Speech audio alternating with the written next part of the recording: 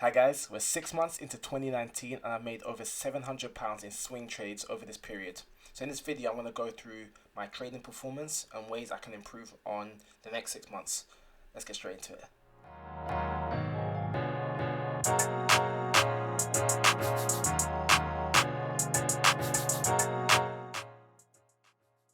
So in this video I'm going to be giving a performance review of the swing trades that I made between January the 1st, 2019 and June the 30th, 2019.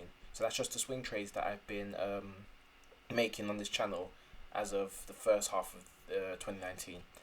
If you follow my technical analysis reports that I've been doing, trying to do it daily anyway, since January to June 2019, you see that I've kept a record of all of the major swing trades that I've made, and I've provided the thought process before I've entered the trade, while I've entered the trade, and after I've exited, and I've given a breakdown of why I've entered it, why I've exited, and I've also kept an Excel spreadsheet that keeps track of all of these trades that have been available to anyone on my mailing list. So once again, if you want to join my mailing list, you can access that, and I try and keep these docs up to date. Actually, let me show you it right now.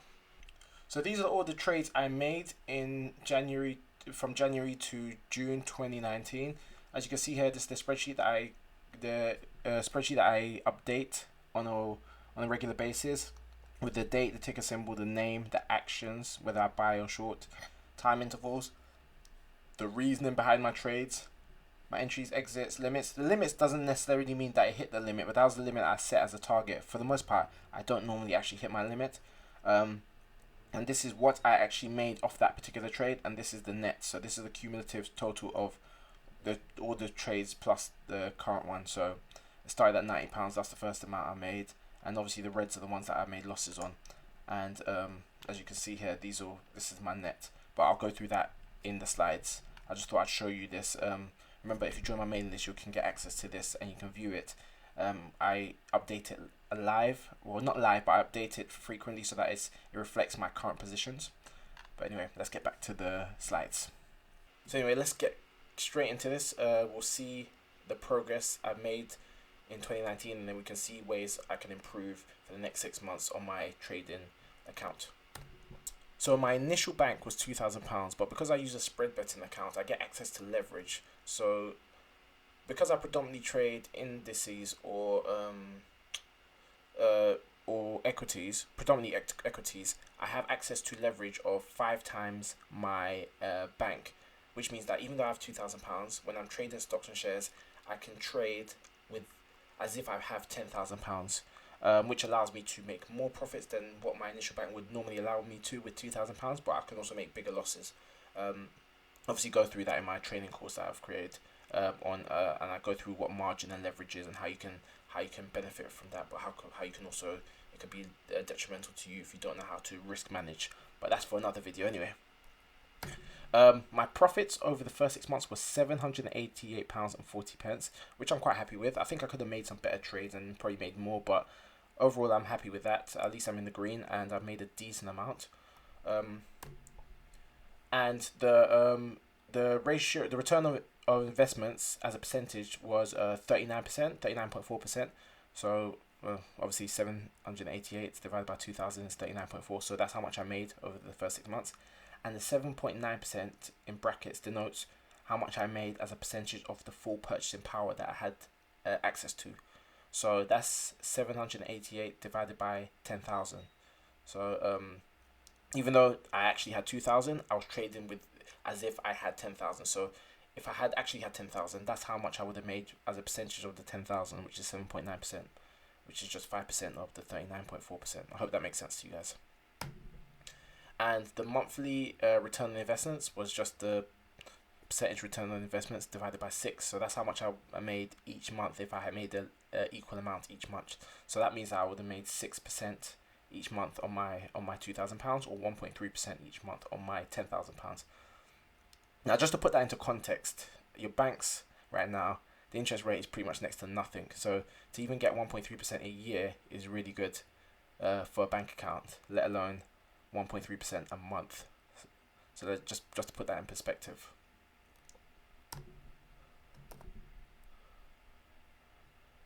So on to the next slide. Now here's a little bit more of a in-depth breakdown of my performance. So I on the left hand side is the running P&L. So that was what I made each month. It's cumulative, so it adds on the profits I made from the previous month for the previous trade onto the next trade, or the losses, so it's cumulative. And the right hand side is just a graph that kind of denotes it on in a graphical sense. So what I like to show you in this graph is that even as a profitable trader, your trades will ebb and flow. It's not going to be a straight line up. You don't get all your trades right. No one does. If anything, most profitable traders probably make about 40% of their trades right. So they make profitable trades up 40% of the time, but their profitable trades exceed their negative ones. So the ones that they lose on, they only lose a little bit. So as you can see from this graph on the right hand side, my wins were big and my losses and drawbacks were small. So when it went up by steep gradients, but when it went down, it only went down a little bit each time. And I could stomach some of these losses. Sometimes I went on a losing streak, so I had 1, 2, 3, 4 losses here, but it didn't wipe me out. There were small losses and my gains were quite big. So that's what allowed me to stay profitable.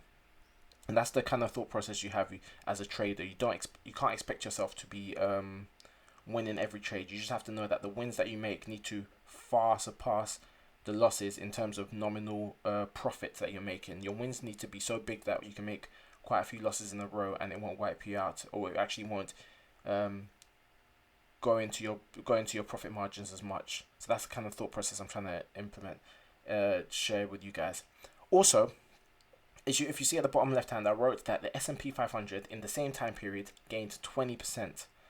Actually, let me show you here.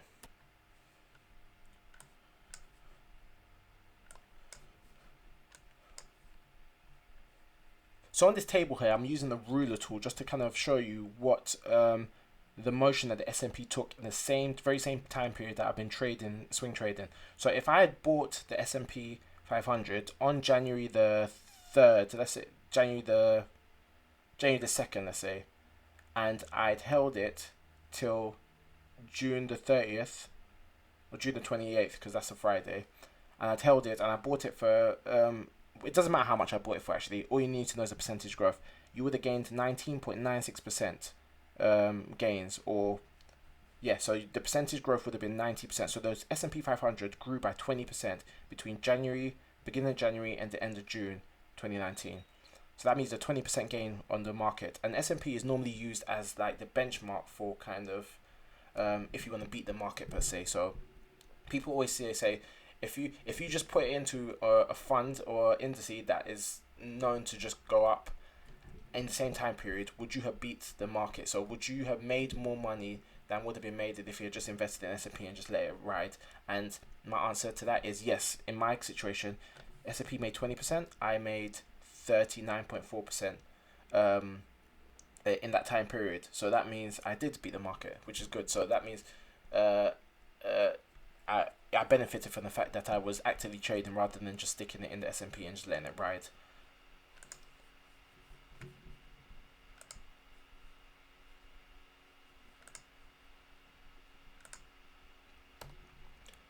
But what was the trade? So what were the outcomes of my trade? Well, I had 8 wins, 6 losses, and 2 break-evens. So there was 2 trades where I entered them and then maybe I changed my mind pretty quickly and decided to, rather than to exit for a loss, I waited for I set my stop loss to the break-even price and then I just exited at a zero sum so that I didn't make or lose anything.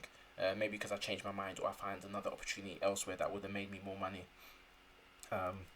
So yeah, those were all the trades I made: 8 wins, 6 losses, and 2 break-evens. My biggest win was BAE Systems, where I made £305. That was my pick of the month for, I believe it was April. If you want to check that video out, you can see the whole how I went through that trade. I actually was down £200 quite early on in that trade, but I held on to it because I knew that it was going to go up based off of my both the fundamental and technical analysis that I'd done, and I ended up making £300. That's just a testament to kind of my discipline and also the fact that I'd done my due diligence. So even though it started going down, I had the faith in my own analysis that I'd done to know that I felt like I was going to go back up. And my biggest loss was Crocs, £155. I lost £155, and that was through ego. Maybe it was ego or wishful thinking. If you watch my technical analysis report video on Crocs, you can see each video. You can see the thought process that led to me making that loss up until the point where I made the loss.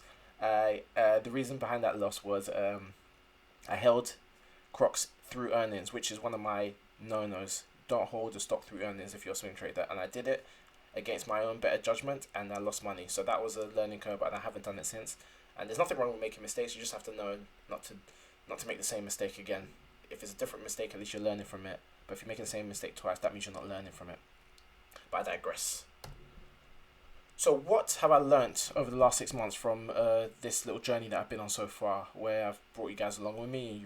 You've followed my ups and my downs through my videos. Well, what I've learnt is that, one, time entry is better. A lot of times I've entered trades that were actually winning trades a lot of times, but because I was so eager to enter, I could have timed it better so that I would have maximized my profits even more by getting in a place where the minute I entered, the price would be going in the direction I wanted, rather than entering prematurely and then maybe it would go against me for a little bit before going in the direction I wanted. And that time that it went against me, that could have potentially been profit I could have made if I had timed it to a point where I was entering at, like, for example, I was entering a long position at the lowest point, or entering a high short position at the potentially peak point. You're never gonna get it completely right, but I need to learn to time my entries more, and that's something I've been working on. If you check out my video about Ashted Group, that's something I really honed in on and focused on. It's been something I've been proactively trying to work at. Take macroeconomics into consideration when implementing my strategy. This is something I've been doing more. I used to be such a technical analysis zealot that I used to not look at fundamentals at all. But I realized as I've grown as a trader that fundamentals do play a part. They play a big part, and a lot of times I may be right, 100% right about what's going on from a technical aspect, but because I didn't take into consideration the fundamentals, something might have happened in the news or with a company that I didn't know about because I wasn't looking for it, and therefore it would break my pattern and I wouldn't know why. But now that I've armed myself with the knowledge of fundamentals and technicals, even though I still lean more on technicals, I'm more of a well-rounded trader, and I can make more informed decisions on my technical analysis trades because I know what's going on the macro level when it comes to the fundamentals of an economy that could affect the stock within that economy. And don't trade earnings. Once again, Crocs was my biggest loss, and it was my biggest loss because I traded it, held my position through earnings against my better judgment, and I've never done it again since.